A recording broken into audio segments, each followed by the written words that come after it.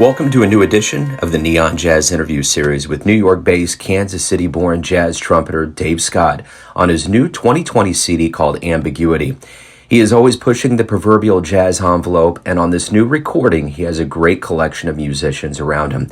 He talks about the group, his philosophy on this new album, and a little bit more, especially about this new world we're in with COVID-19 and the quarantine.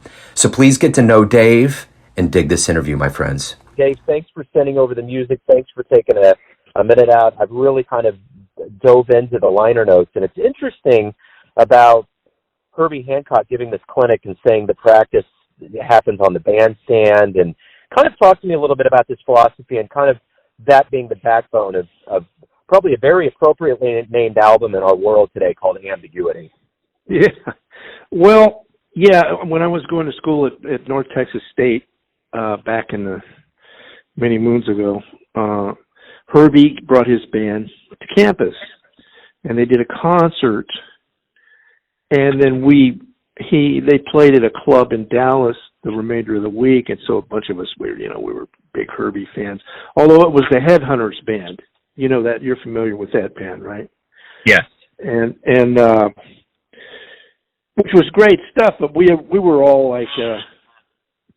We loved him when he played with Miles, of course, And but anyway, I just remember after the concert, a bunch of us went backstage to just try to meet Herbie, and people were asking him questions, and he was adamant about that. He kept talking about Miles, and he said how Miles.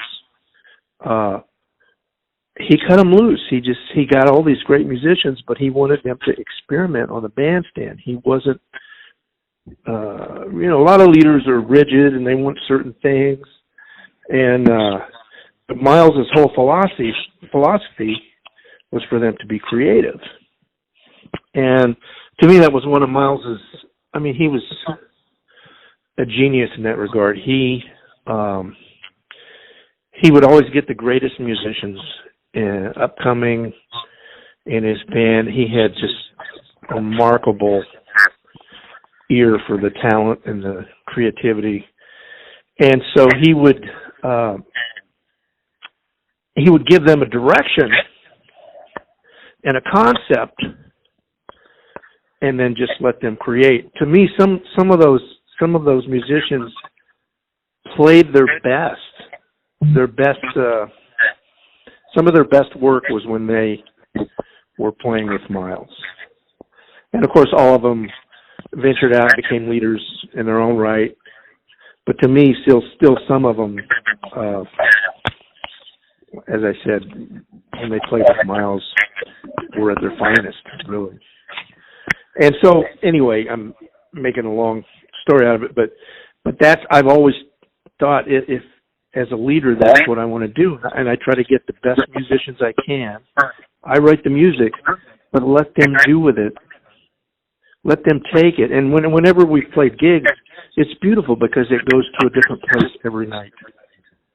There's never a dull moment. You don't know where it's going to go. And there's times when, I might not necessarily like where it goes, which is rare. But even when that happens, I'm like, okay, it's going somewhere else now. Let it go. And it evolves. The music can evolve that way. So that's my philosophy. Well, and you got a great lineup around you. You got Rich on tenor, Gary on piano, John on bass, and Billy on drums. Talk to me about how powerful it was to get in with all of these very seasoned and veteran jazz musicians to create this dialogue, this project of Ambiguity. Actually, Billy I've known since around 19 when I was living in Los Angeles at the time. I went out there to go to school, and Billy was one of the first people I met out there. And so for about 10 years before, we both actually came back to New York around the same time, 2000. Billy and I played together a lot in Los Angeles. And Billy has probably influenced me as much or more than any musician I've ever played with. Just from his views on the music, how he approaches the music, and openness, and willing to try new things, So Billy was like that. Now, Rich, when I first came back to New York in 2000, and I decided, I had actually originally started a quintet in Los Angeles. And when I first came back to New York in 2000, I started doing some gigs with Rich. And when I decided to put the quintet together, I knew that he was the perfect tenor player. And Rich just has such a beautiful sound and concept. When I think I said in the liner notes, whenever he plays, I love to just stand back and listen because he's such a beautiful musician. And I feel that way really about everybody in the band. John is just a consummate bass player.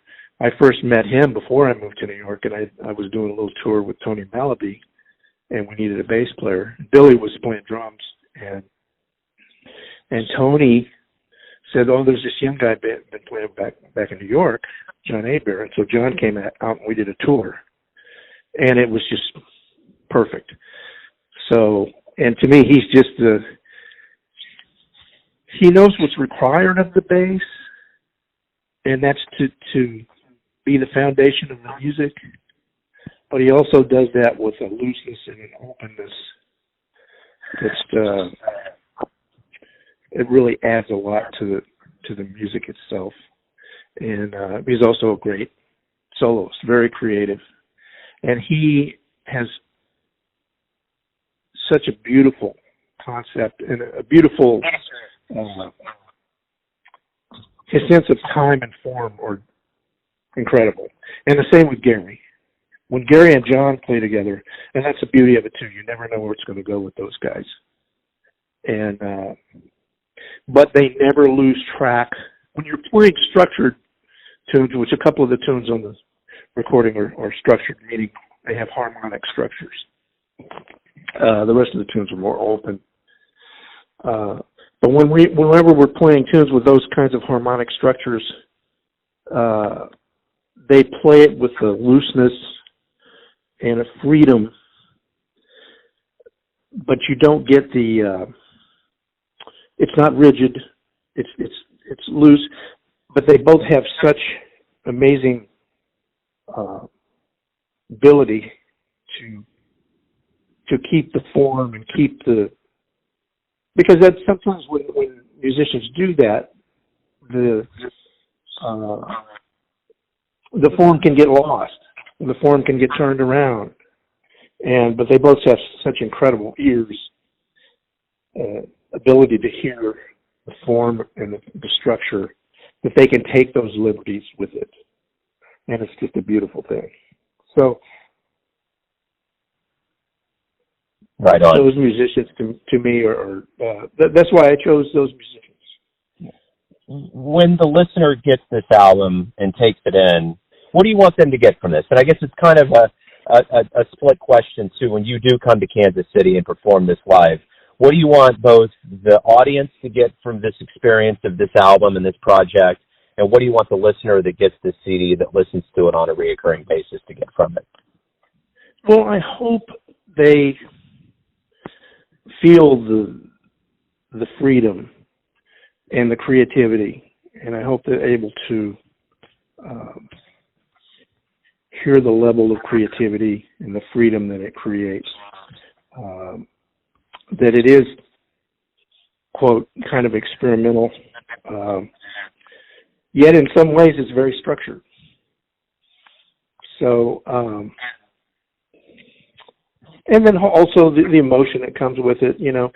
All the musicians in this band, I feel, play with a certain type of musicality. They have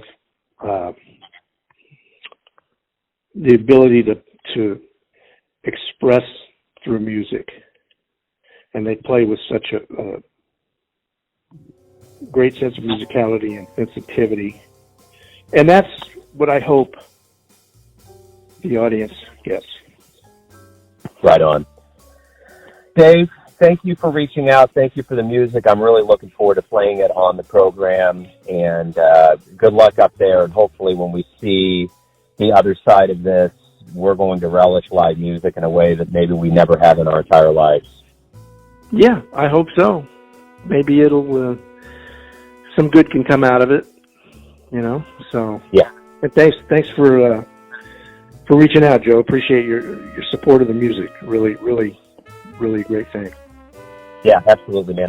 Thanks for listening and tuning in to another Neon Jazz interview, where we give you some insight into the finest players in New York, Kansas City, and spots all over the world, giving fans all that jazz. And thanks to Dave for his time and great new music. If you want to hear more interviews, go to Famous Interviews with Joe Domino on the iTunes Store.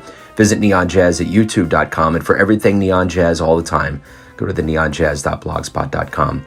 And especially in these challenging times, please support all of the arts. And until next time, enjoy the jazz, my friends.